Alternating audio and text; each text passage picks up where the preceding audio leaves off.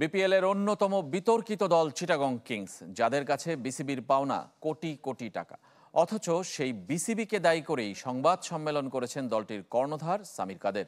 পাওনার পরিমাণ আসলে 8.5, সুদে আসলে মিলে প্রায় অর্ধশত কোটি টাকা হয়েছে। আমার পক্ষ থেকে এটা আমি সই করেছি। সামির কাদের চৌধুরীর কাছে বিসিবির পাওনা 46 কোটি টাকারও বেশি। চিটাগং কিংসের মালিককে আইনি নোটিশও দিয়েছে ক্রিকেট বোর্ড। তবে টাকার অঙ্ক এত বড় কিভাবে হলো, হতবাক ফ্র্যাঞ্চাইজিটির কর্ণধার। বসে এটা আবারও সমাধান করা।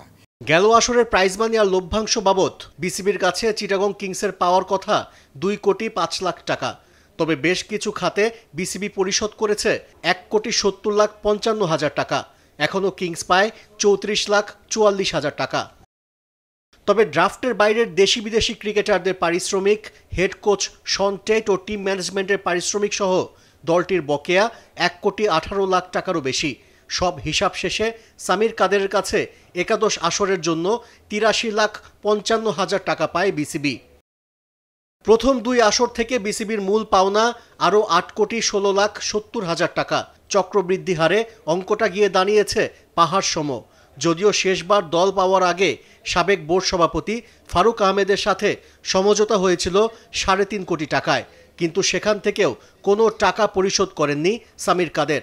কেন, সে প্রশ্নের উত্তর না দিয়ে উল্টো দায় চাপিয়েছেন বিসিবির উপর।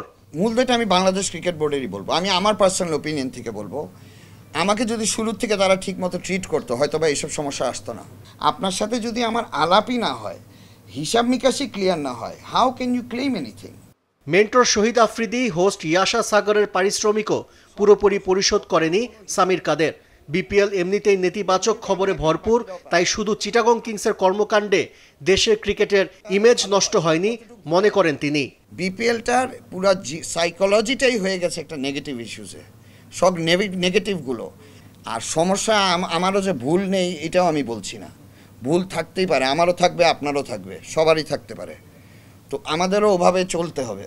এত বিতর্কের পরও বিপিএলে আবারও অংশ নিতে চায় চিটাগং কিংস। তবে 1000 কোটি টাকা না থাকলে কোনো ফ্র্যাঞ্চাইজির মালিক না হবার পরামর্শ সামির কাদেরের। আমি তো মনে করি যাদের 100-200 কেন, যাদের 1000 কোটি টাকা আছে তাদের আসা উচিত।